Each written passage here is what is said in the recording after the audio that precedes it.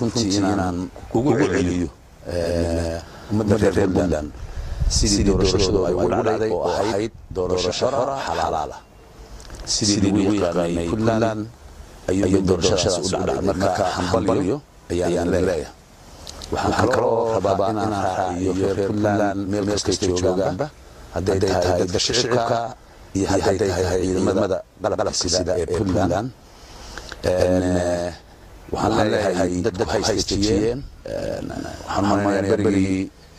nabi maxamed alayhi salaatu wasalaam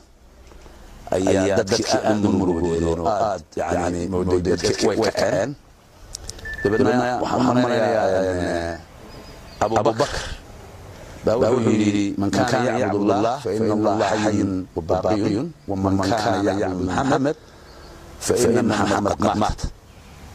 maanta sidii oo tahay dad hadlayay iyo meelo mudaharaadey waxyaabo intaas la sheegayay ma aha caado lagu yaqaanay ma aha wax loo baahan yahay ma aha wax leenaga qaadan karayo waxaan leeyahay cid kasta oo reer Puntland waxaa waajib saaran ah iyo mas'uuliyad sidii yani dadka iyo dalkaba loo dejin lahaa waxaan ku talinayaa ciidamada iyo shacabka meel kasta joogaanba inay ilaaliyaan nidaamka dawladnimo in la ilaaliyo kala dambeynta in la ilaaliyo dawladnimada sidaas baynu wada noqon karaa hana la joojiyo haddii ay jiraan waxyaaba la sheegaya haddii ay jiraanba hal la joojiyo shaqooyinka iyo waxyaabaha socda aniga cabdiweli waan la bedelay madaxweyne Siciid Abdullaahi Deni iyo Ahmed Cismaan أحمد كراش يا ديمي لبدا يدون بيسبدلي لكن أفتيدون بيسبدلي لكن واحد كله وكل الناس بدلي حرياتي مجتول لبعض سنة الدولة وهاين لبعض سنة بينو لينقدون يا قنقيدين يالنو هراي وحنا من حدنا إن يدعم مبهنا وحنا حسنا يا عيد مدى قلب السيدان نوع عيدنا هاي قصنا يا إستجيو ciidan waliba aad loogu talagalay iyo meeshii ay joogeen inay joogaan dadweynaha waxaan leeyahay dhulka idinka leh cid idinku haysataan ma jirto in marka yani waxa loo baahnaynayaa waxay keenaysaa sumcad xumo iyo karaamo xumo marka dhammaantiin waxaan leeyahay hal la dejiyo intaas kusoo gabagabaynaya runtii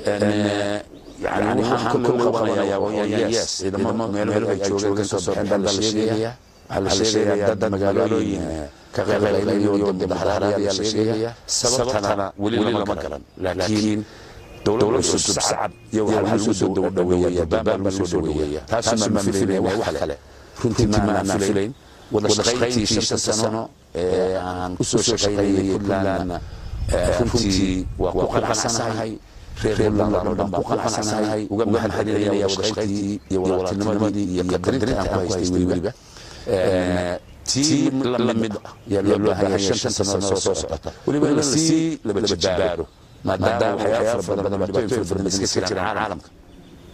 إلا سي لبجباره هذا غير سبناته هذا دليل سيدنا هذا روح الحليو مر وقنا سنين